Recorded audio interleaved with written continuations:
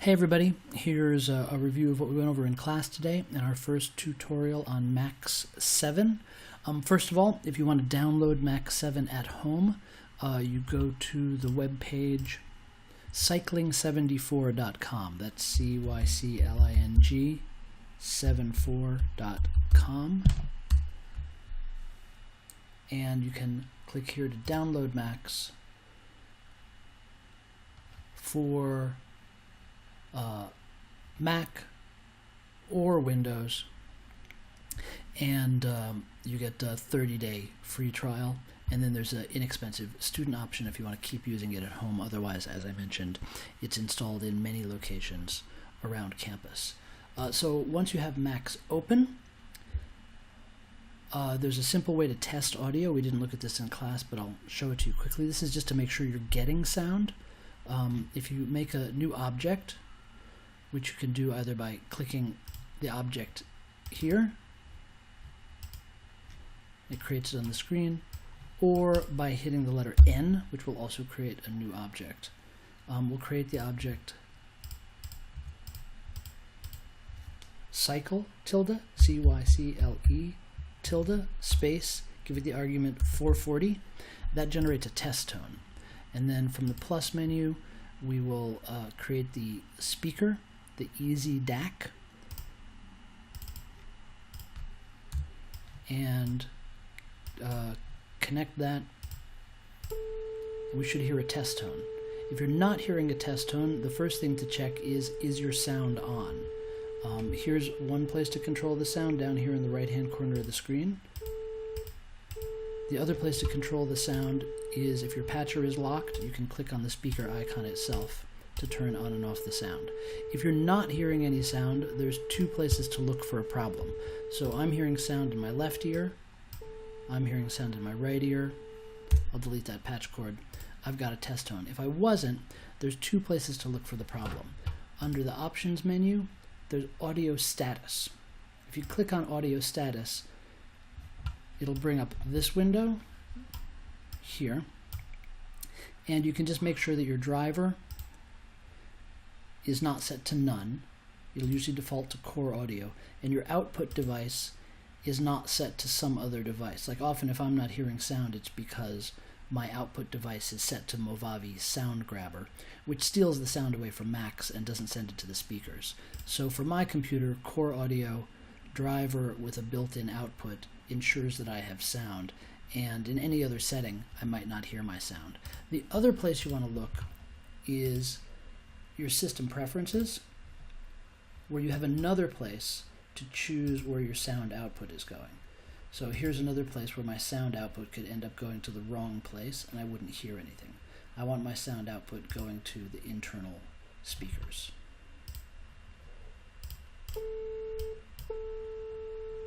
And that's all working correctly. So this is cycle tilde space, there's a space there, 440. And in Max, capitalization and spaces are very, very important, more important than they were in Game Salad and in a lot of languages. So you want to be careful about spaces. One way to know that you have spaces is to work in a fixed width font. So if I click on cycle 440 here and click on the inspector,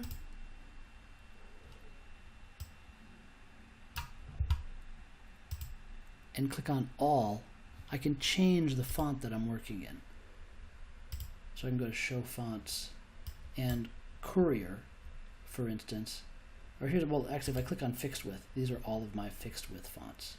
So Courier is the kind of typewriter font, and that makes it clearer when there's a space. It's a wider space. Other fixed width fonts that are nice are like Monaco. That's a very nice looking font. And it also, Monaco is nice because it helps you tell your zeros from your O's. So I'll continue working in Monaco. So you see I'm working nice and large here also. There's a couple ways to zoom in and out on the screen. There's one here up here, zoom. There's 100%. I find that a little small.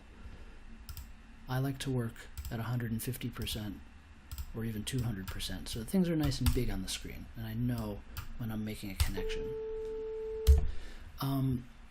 Also, you know, as I've mentioned many times, if everything is really spread out on your screen, you're moving your mouse a lot just to get around, you know, back and forth and down here to the lock.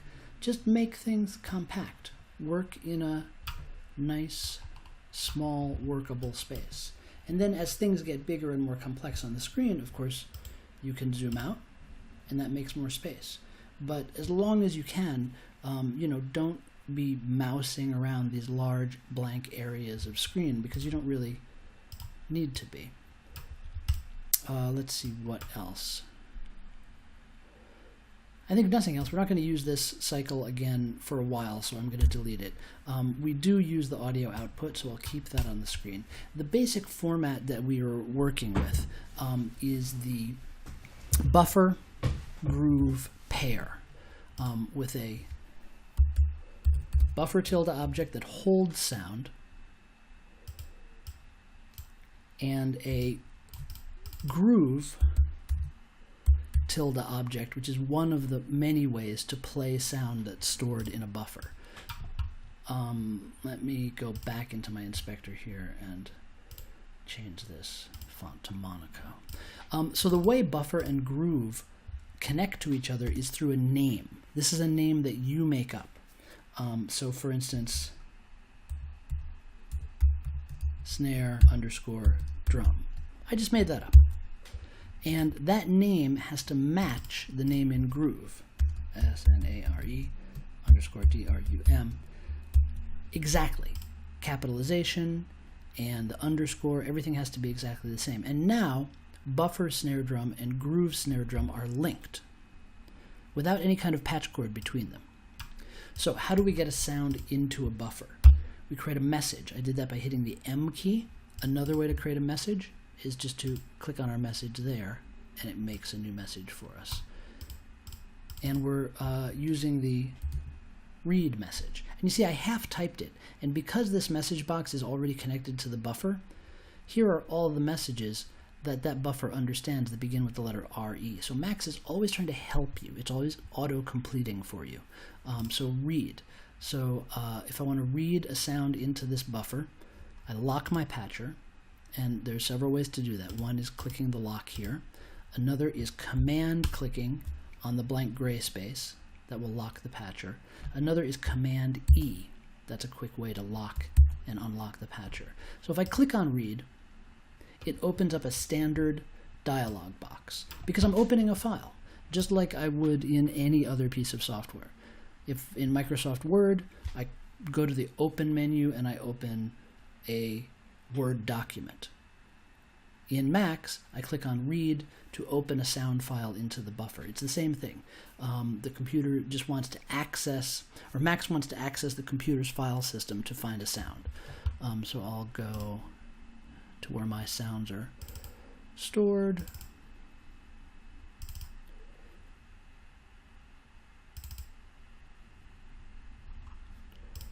And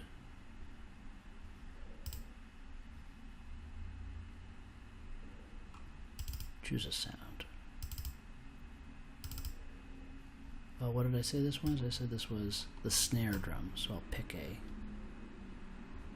snare from this list. And now, if I double click my buffer, I can see there's my snare drum sound inside the buffer.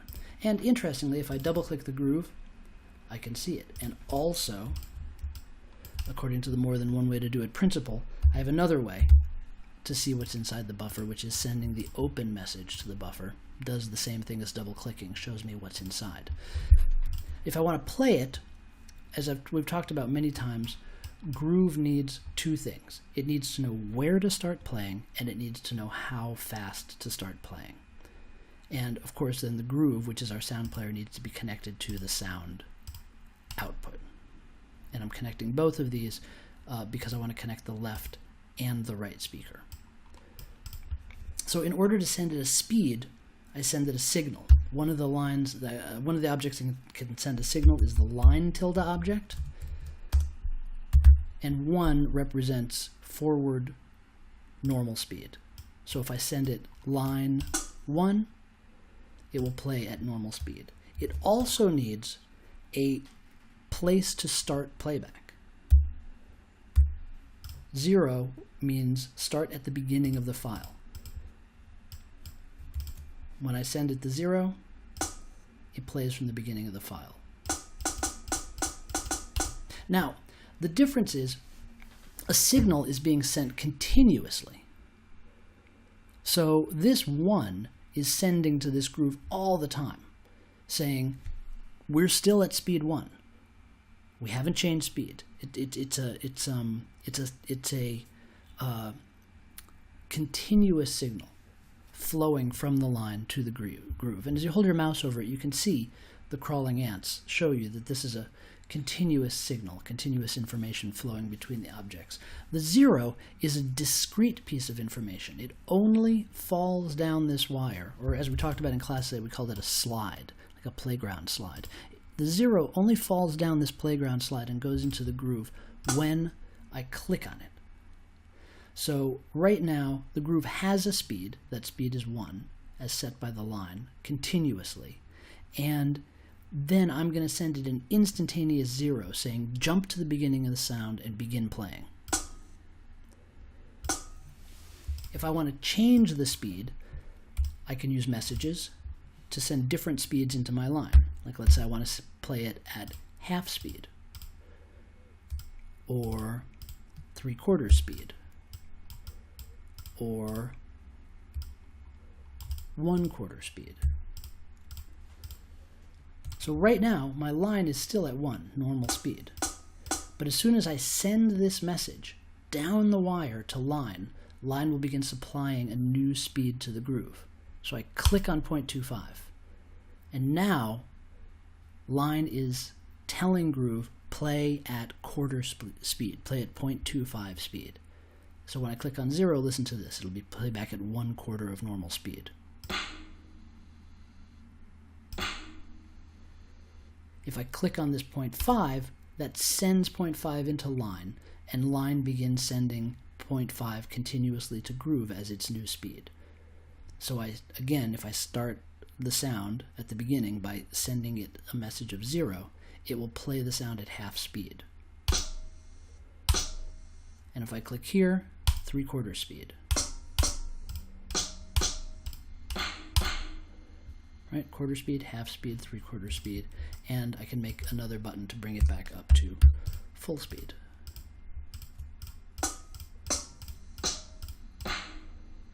And interestingly, the speed will change while the sound is playing. If I begin playing it at quarter speed, in the middle of playback, I can up the speed to a different value.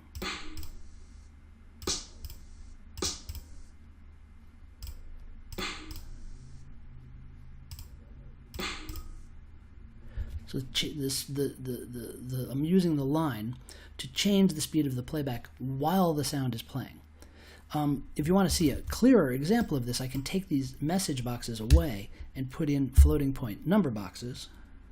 I did that using the F key, which creates a floating point number box. But the other way I can create a floating point number box is up here with number.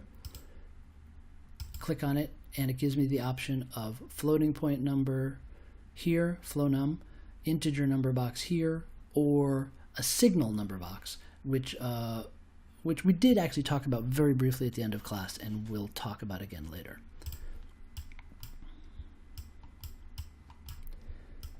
And just to avoid confusion, I'm going to get rid of that message box. So now I have 3 number boxes. And the nice thing about number boxes, when you have a message box, every time you want to change what's in the message box, you have to unlock your patcher, click in there, type in what you want, and it's a little bit cumbersome.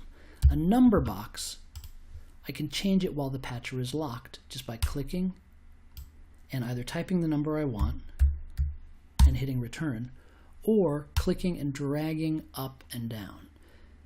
And what's even nicer about a number box is depending on where I click and drag, I adjust the number in different ranges. So if I click and drag to the left of the decimal point, I increase it in integers. If I click and drag just to the right of the decimal point, I change it in tenths. If I click and drag a little bit further to the right, I change it in hundredths. And if my box is wide enough, I can click and drag adjustments in the thousandths.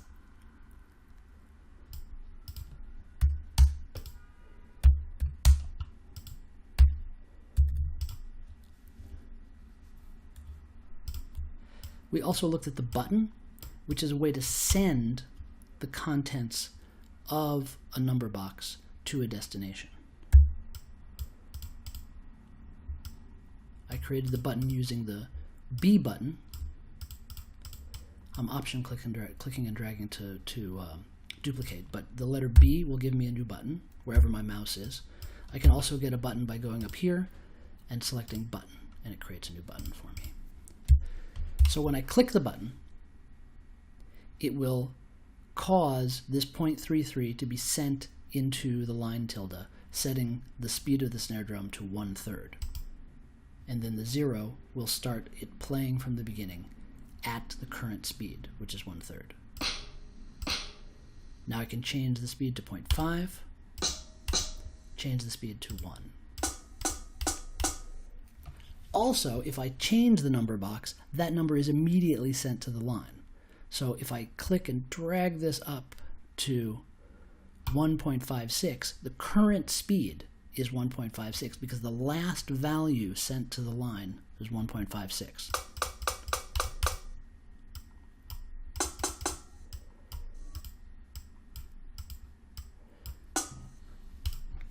The nice thing about a button is it can control two things at once. So it can send the speed and start the sound.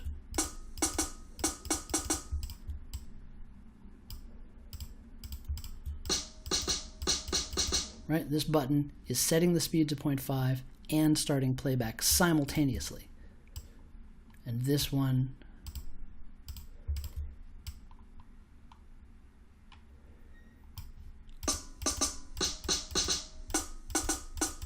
right, I have 3 different speeds available to me. Again, because when I click the button, it sends the 0 to start playback and it sends the 1 to the line tilde to set the speed at the same time. Slightly better in terms of max grammar would be to arrange it like this.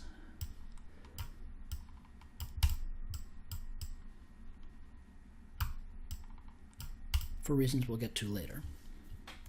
All right, so I've got a sound generator. It can play things at different speeds, and of course I can make as many of these as I want. I made 3 because, you know, things start to get interesting in multiples of 3. But I can make more. Now I have 4. And you see, a lot of you in class were really pushing these values up high, but once you start pushing the values up high, I mean, they sound different, but the sound loses its character when you're playing it back 30 times normal speed. Playing something normal speed, half speed, 80% speed, 120% speed, it's still going to retain some of its basic character. Sure, occasionally you're going to want to push these to extreme limits, but generally stick in around the 0 to 2 range, and that's going to give you, playback that retains some of the fundamental characteristic of the sound. I'm going to arrange this just in order: 0.5, 0.8, 1, and 1.2. Nice. So as I add more sounds, I need to add more buffers to hold the sounds, like buffer bass drum, and more grooves to play the sounds. So now my screen's starting to get a little crowded. I'm going to shrink it down to 125%, give myself a little more space, close the inspector. I'll take this whole structure here and copy it and paste it. So now I have 2 of them. And as we talked about, adding sounds is very simple. Just send them to the same input and they are summed. So this is my bass drum. I'm going to load a bass drum sample.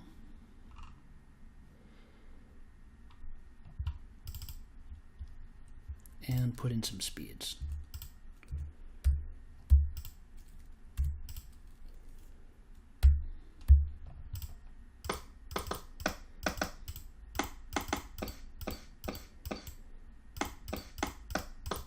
Nice, I have 4 buttons that play the sound at 4 different speeds. If I only want one speed, I only need one button. In fact, if I only wanted to play normal speed, I just need the line 1. Now it'll just be a kick drum that always plays normal speed. Simpler. My snare drum can play 4 speeds. My kick drum just plays 1 speed. And just to add a third sound, I'll add a hi-hat.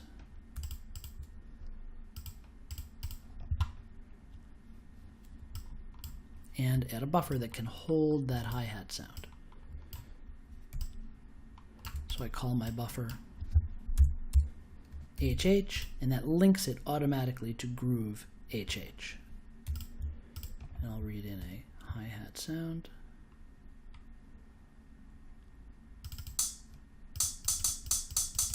Nice. And I'll just keep it at speed 1 also.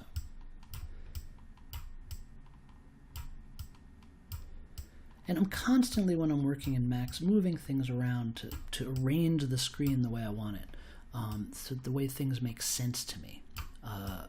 And you can do this in whatever way makes sense to you, whatever is going to be logical. If it's more logical for you for these buttons to be exactly over their corresponding number boxes, do that. It doesn't matter to me, but if it makes things make more sense to you, that's great. So the next thing that we looked at, first of all, you want to save as you go along.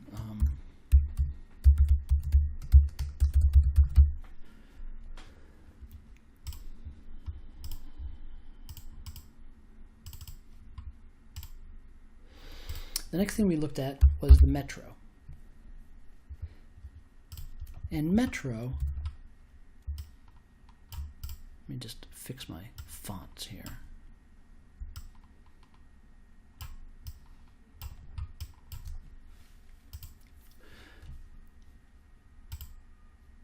Monaco, great. All right.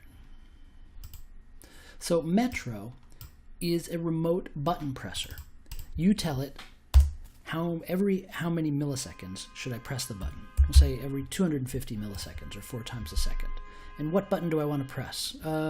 This one. Press it every 250 milliseconds. To turn a metro on, we need a toggle. That's this, the 4th object over from the left, from our bar up here. I can also get it just by hitting the letter T. I connect it to my metro and turn my metro on. Now, you hear how that beat is a little bit sloppy? If you're getting that effect, you can, under Options, turn on Overdrive. I already have it on. It's probably because of the screen capture software that I'm running that my beat's a little sloppy. If your beat's a little sloppy, turning on Overdrive should fix it. So the metro presses this button every 250 milliseconds. It's doing exactly the same thing as if I were to click the button myself, except it does it automatically. So that's great, and that actually gives us, you know, a starting point for making beats and rhythms. I can have a Metro 250 here, I could have a Metro 500 here that's doing my kick drum. I could have another Metro 500 here that's doing my snare drum, and it'll work.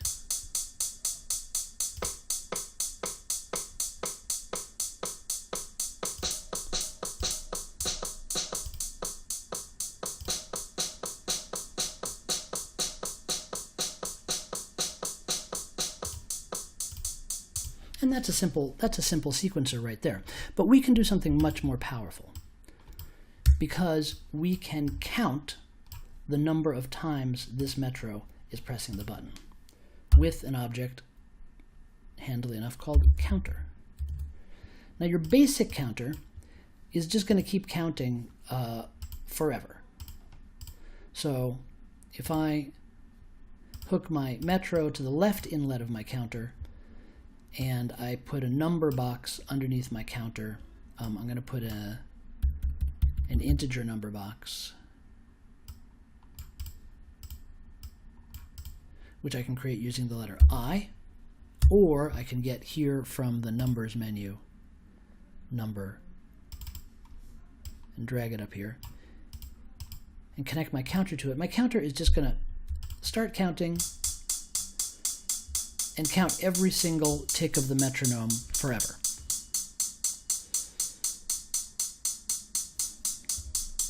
But that doesn't really help us create a sequence. If I want to create a sequence, I want to count the numbers in a loop. For instance, count from 1 to 8 and then start over again. So I locked my patcher, start my metro.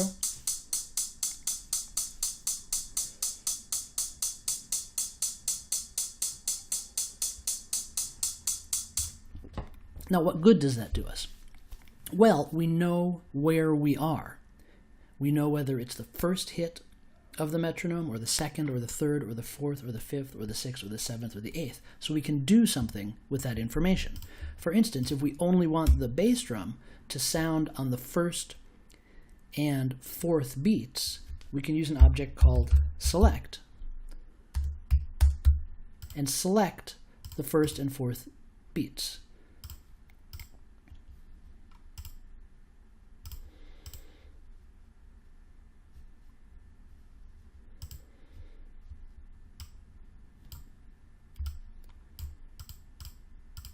So whenever the count is 1, this button will bang, and whenever the count is 4, this button will bang.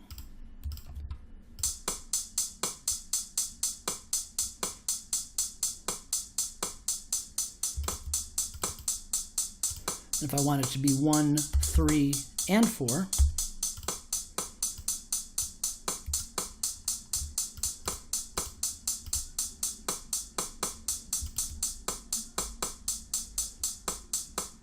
and now you can start to see a sequencer developing like the one we had in Game Salad. And here I can have the snare drums do things.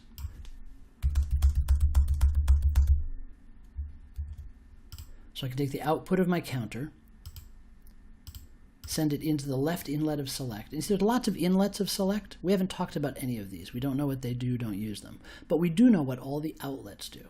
When the count is 1, this button will be pressed. When the count is 2, that button will be pressed. When the count is 3, this button is pressed. When the count is 4, that one is pressed. And then we also know the rightmost outlet of select will dump any value that's not accounted for in the select, which in this case isn't any because we're counting from 1 to 8 and we're selecting from 1 to 8, so nothing will come out of this right outlet. But in the case of this select, we're only selecting for 1, 3, and 4, meaning 2, 5, 6, 7, 8 are all going to fall out of this right outlet, and we can do something else with them if we want to.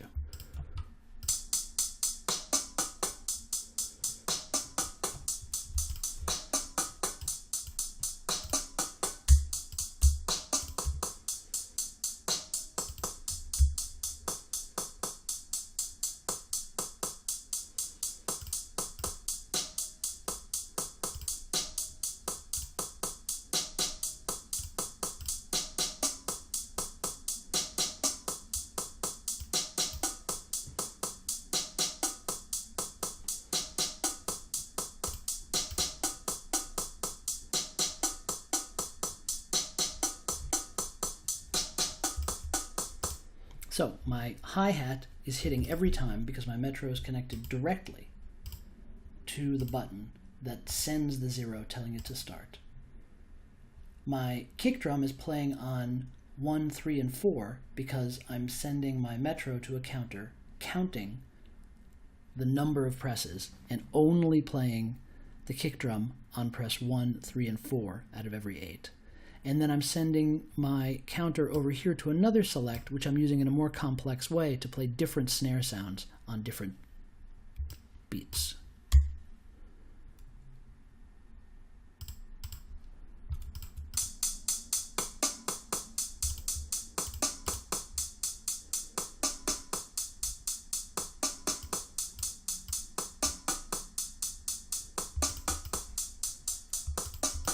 I can also, as we looked at, do some randomization. So for instance, I can take the output of the metronome and put it into a random object. Now the random object functions a little differently in the sense that I only give it one argument, for instance, 4. And it's going to give me, whenever I press the button that's attached to it, which the Metro will do, and I don't need this button here. I can also just connect the Metro directly to it. Whenever a button connected to the random is pressed, and remember that's what Metro is doing. Metro is a remote control button presser. In Max we call it a bang. Whenever random receives a bang, it is going to generate one of 4 random numbers. And the random object in Max is 0 based. So those 4 random numbers are going to be 0, 1, 2, or 3. So my select object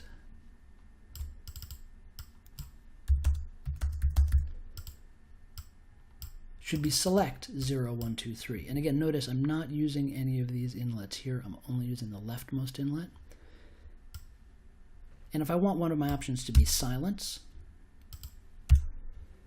let's say 3 is going to be silent, I don't connect anything to the button. I still like it there to have it flash as a visual reference, but I don't need to connect any sound to it. And then my other 3 snare sounds. So randomly, there's a 25% chance that we'll hear this, 25% chance that we'll hear this, 25% chance of this, and 25% chance of silence.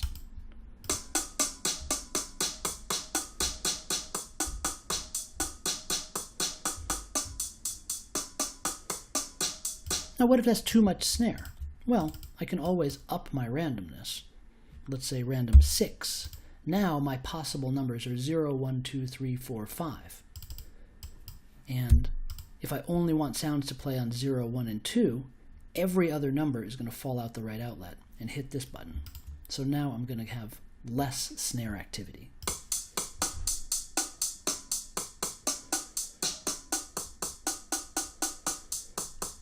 Which musically is a lot nicer. In fact, I might even crank this up more. There's random 8. But only 0, 1, and 2 are going to make sound. Every other number is going to create a silent beat here.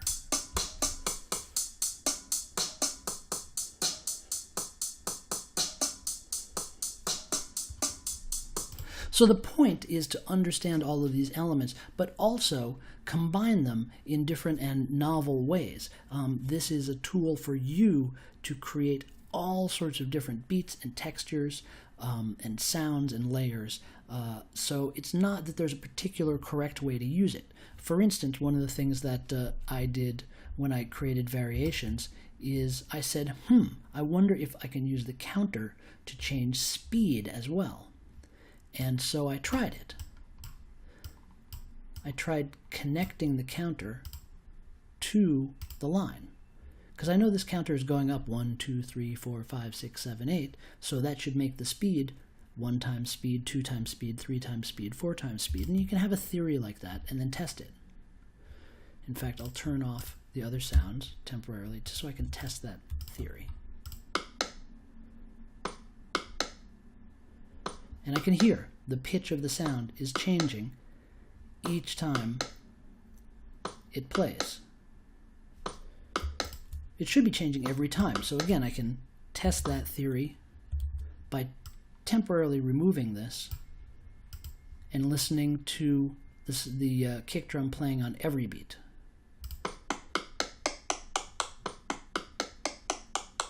And it is. If I want to see what's happening, I can add an integer number box in here and watch the count change the pitch.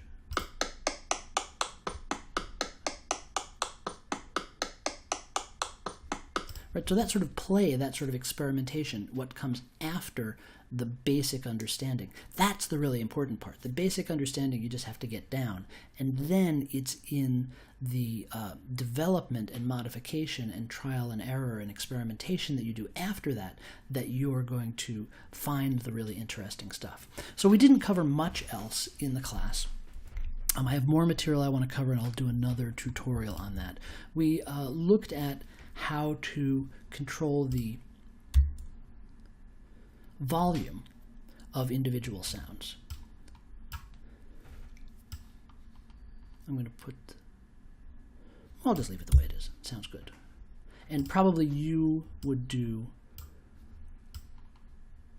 this, which is also absolutely fine.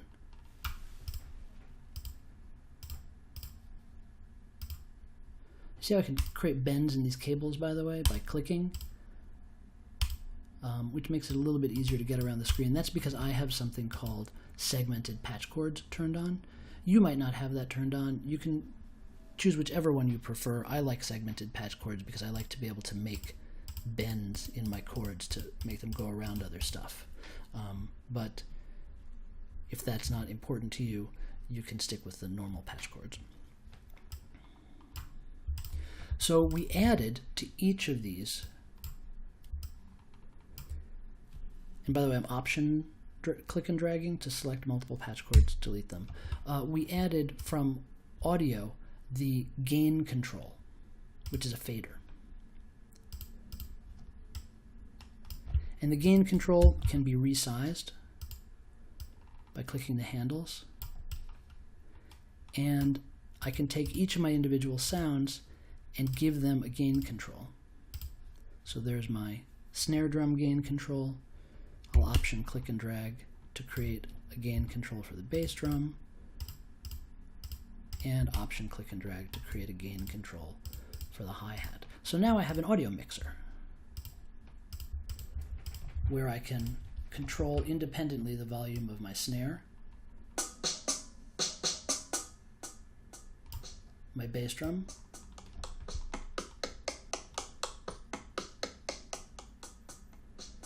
and my hi-hat.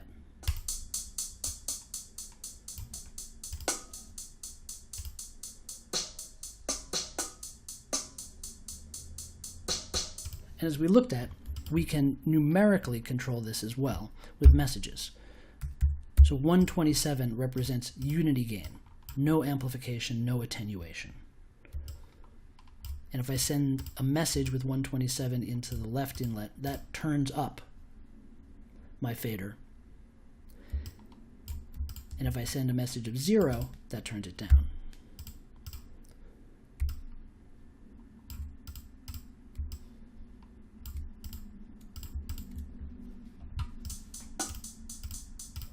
So it's a button that makes the fader jump to a certain value.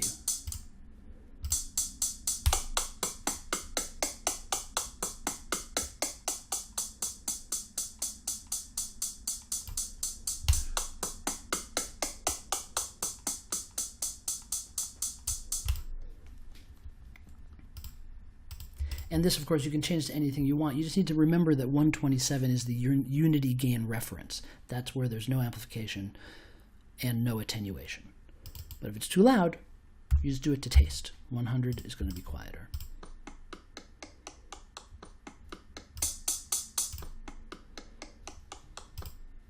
So the other thing we looked at was also from the audio menu, the meter. And meter lets us look at the sound level. So if we want to see the sound level coming out of our snare drum generator, this is our pre-fader level. And we can option click and drag that meter and hear the level of our bass drum and hear the level of our hi-hat. Or see, I should say see the level. We can't hear it yet. And then we can also make faders, or meters, excuse me, that show us the post-fader level of the sound, which is going to be nothing right now because all of our sounds are turned down, but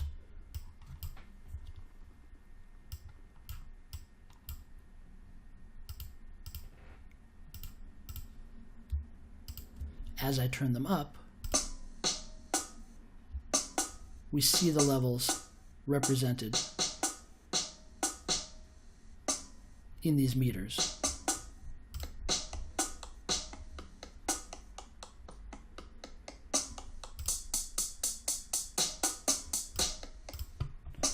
And as we looked at in class, I can also make a master meter that shows me the combined level. And that's important to have so that you don't send too much sound out to the speakers and cause distortion. So here's my main master meter. I took the output of all 3 of these gain faders and put it into this meter. It's too loud. So my overall volume is clipping or distorting a little bit. But if I pull everything back a little bit, now I'm okay. And we just looked at one more thing, and I'm going to zoom out again here, down to 100%. And now that I've done my basic building, it's okay for me to be a little bit zoomed out on things. It actually helps me understand what's going on, because I'm not building at the detail level now. I'm moving around these bigger structures that I've already constructed and putting a little space between them to help me understand how the screen is organized. So now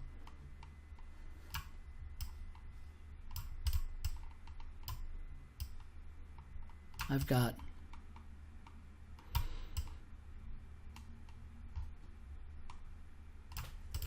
my snare drum section here,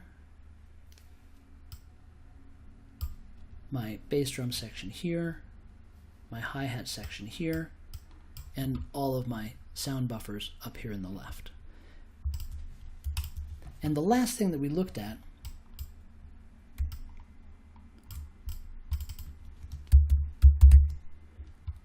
was the @RUI object. So I made a new buffer called drone, and I made a groove for it.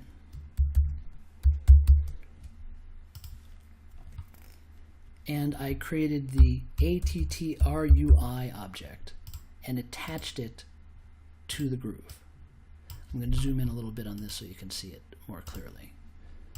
Right? This is the @RUI object connected to the groove. And what this does when I lock the patcher is it gives me access to all of the attributes of the groove. The only one we looked at today is turn on looping. And when I select that, it just gives me a checkbox to make this groove loop. When it reaches the end, it'll begin playing automatically at the beginning. I'm going to zoom back out, take the output of this fader, connect it to both my main meter and my sound output. And this is getting a bit messy, as definitely happens with Max. Max can get pretty messy. Let's move stuff around so it's not conflicting. And I'll show you how to neaten it up in future classes.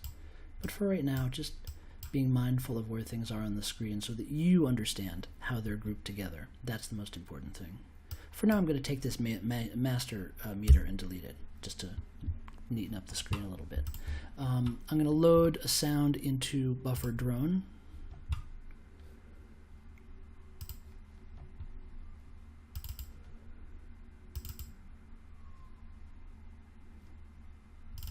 Some drones. And since the loop is on, once I start the sound, it's going to continue playing, and when it reaches the end, it'll start over again from the beginning until I turn this loop feature off or set the speed to 0. And this is where the right outlet of groove tilde comes into play. If we connect to it a number tilde right here, it will tell us the percentage through the sound it is. So right now it's 35%, 40%, 50%. And when it reaches the end, we'll see that it comes back around to 0. So this looping feature is great for longer sounds that we just want to keep repeating in the background. 99% back to 0. Starts in the beginning.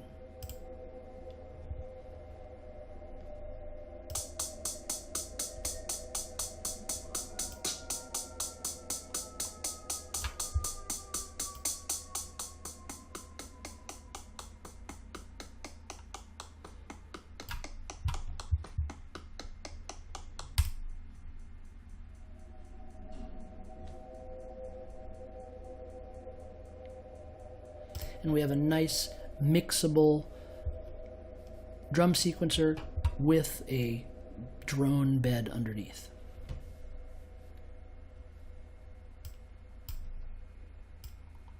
Just take a moment to organize the screen a bit differently.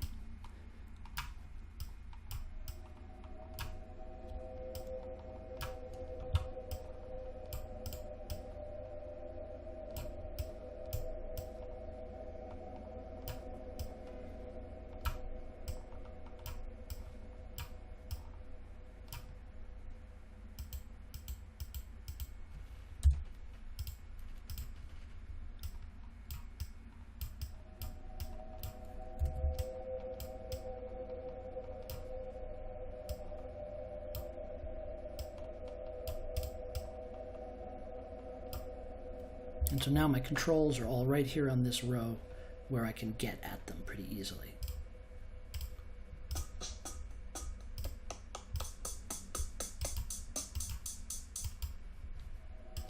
And that's all we covered in class, and I will definitely be doing another tutorial to cover some of the additional material that I also wanted to go over in class. I hope that's useful. If you have any questions about it, please email me.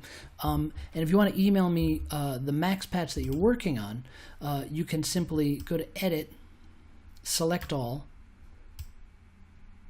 copy compressed, and then in an email message to me,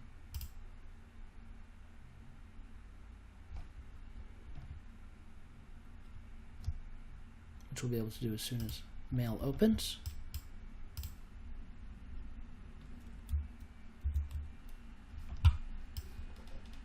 If you just paste, that's your max patcher. See, it says begin Max5 patcher, and this is the patcher compressed. So when I get your email, I can take the whole patch, copy it, make a new empty patch,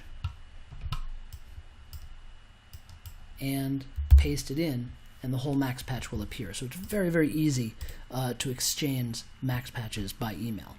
So I hope this has been useful, and look out for the next tutorial. And thanks for watching.